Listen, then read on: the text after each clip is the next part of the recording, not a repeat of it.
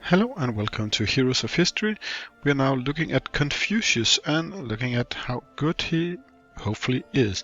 He is neither awoken at all and has 6,271 hit points, which is rather low, and 525 and 525 of, well, attack and defense. So very ordinary, like, Van Gogh was too. Normal base damage, attack speed, medium movement speed, attack range 6, 0, 5, 150, normal. Everything in here is normal, which is expected as he isn't awoken. He would get some more defense, attack, defense, 2018, something like that. More defense again. So he'll get a lot of defense. That's 32%, 38% defense and 20% extra attack, so he'll be a defensive guy and a little extra focus. What's his focus on? It's Confucian. 5.6 initial charge and 16% regular charge. That's a long waiting time. Especially as he said, he only improves for 6 seconds. That's a really long time. Confucius unleashes the wind's wisdom, reducing all enemies' units' defense by 17.75% of his attack and increasing all friendly units' attack by 28.75% of his attack for 6 seconds. It sounds rather bleh, and maybe that's the reason why I don't use him too much. He's level 13 in his abilities, so it should be rather good, but it doesn't really seem so. Well, let's look at it in combat and see how he does. Now let's look at Province 19, Battle 1, continue, and to be fair to him, I think we'll put Pythagoras in here, because that guy there, he isn't that awesome. Let's see if I can find Pythagoras again. Where are you hiding, you blue little bastards? There you are. And of course we needed Confucius here. He is here. And let's see how he deals with this battle. I don't got high expectations of him. I don't remember him being that great when I used him in combat, and neither have I seen the numbers and stuff I saw at him. I haven't seen them as great either. Well, and we already lost more or less all our support units. It doesn't bode well for the second wave, and there's 3 waves here, so that's bad, like in really bad. But he gets to a point where he starts out with giving it rather soon. But as you can see, Herman the Cheruscan is molded down like crazy here. So that was no way good, but well, we saved a bit by Pythagoras, but but now comes the 3rd wave, which is the biggest also. I would vote that all should survive the first 2 waves, unless we want to be overrun later. Now we're all collected around him because of this, and Pythagoras can probably solve it now, but it doesn't look great, this battle. It bodes really bad, and my hunch seems to be right, and well, he can improve his impression with me within the next 4 battles. Let's look at the stats. Let's look at battle number 4 and see if he can improve his impression here. Oh, that was 5. We hit 4, thank you. And go. And fight. Let's see if we can improve on the first impression, or this is what we get.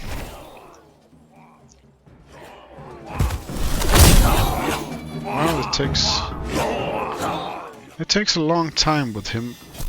Neither his improvements to our own units or the, well, downgrading of the enemy units seems to be doing well in any sense possible, which is a bit annoying because we're being kind of overrun.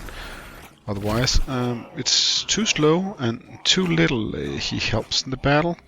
I'm afraid, and that's generally not a good thing. But we're being saved a lot by Pythagoras and Artemisia because they're really doing well.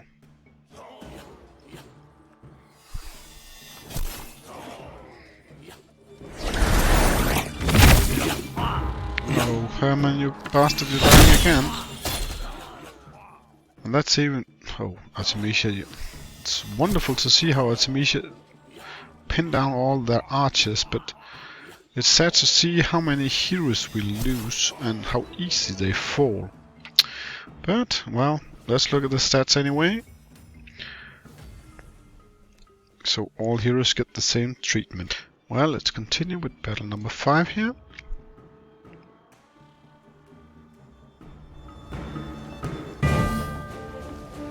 Let's go there, continue, and go.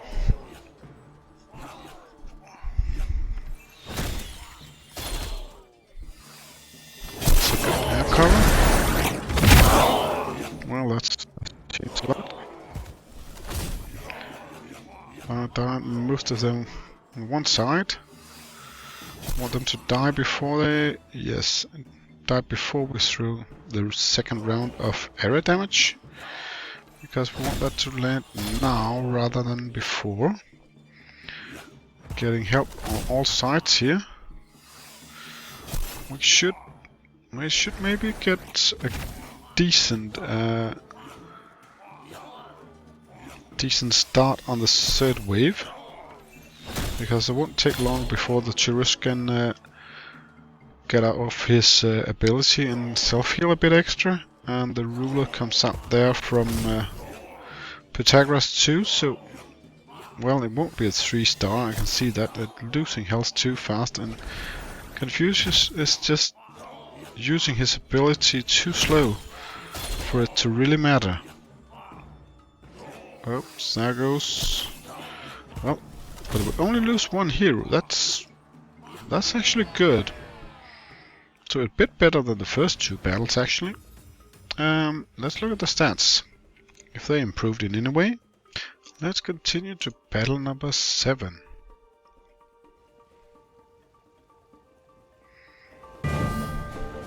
And there it is. Continue, and let's... Yeah, let them fight it out here.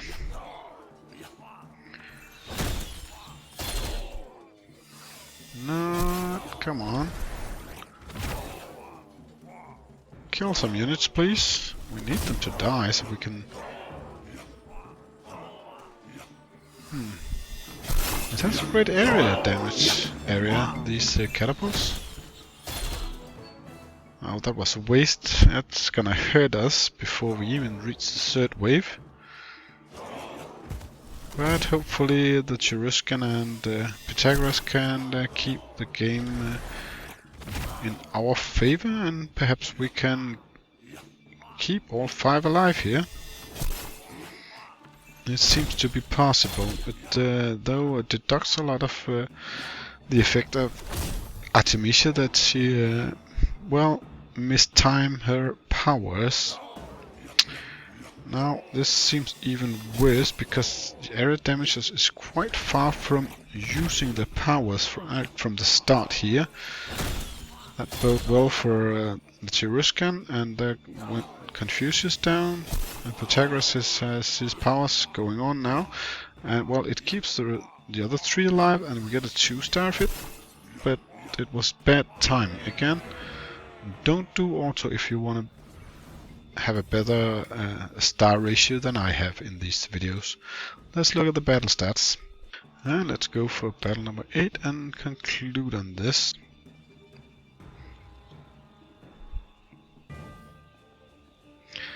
And there it is, continue, and come on, let me start the fight. There's only a single round here, so they will come quite hard on every unit around here, so actually it's a good time to have a lot of heavy area damaging heroes landing that damage very, very early.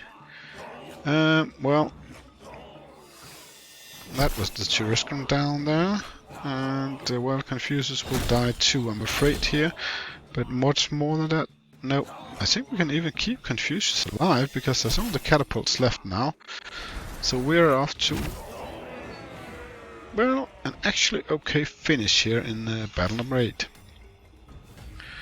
That worked out quite well. Let's look at the stats here. Now, as I return to Pythagoras, I should mainly compare with this up here. So he's compared to Margaret in this battle, where he actually deals more damage than Margaret did, which is great for Confucius, actually. And there's some switch between who does the main damage here of the area damages, but, well, that's just how it is distributed, I guess. I'm still not really happy about Confucius. He isn't that strong a supportive unit. Is he better than Margaret? Maybe not. Looking at the own numbers, well, he took off more damage and he did more damage, so in that regard he is better, but I just didn't see that. That wasn't Margaret had some 3 stars, even though her numbers were less impressive, because she improved the other heroes more than Confucius did. Because, and as you can see with Artemisia, she had fairly much larger damage here. This was 12,000 and only 6,000 less here. Oh wait, that's the opposite way. Artemisia actually gained 12,000 extra to here, so that's actually great. Only 4,000 less to Pythagoras, and only 6,000 less to Hermann. But I still didn't feel right in some sense. I can't really point a finger as to why it was so different, but at the least I don't think, if we should look at it objectively, they were that far apart in effect on the battlefield. But, well, you can draw your own conclusions. I'll at least say thank you for watching this video.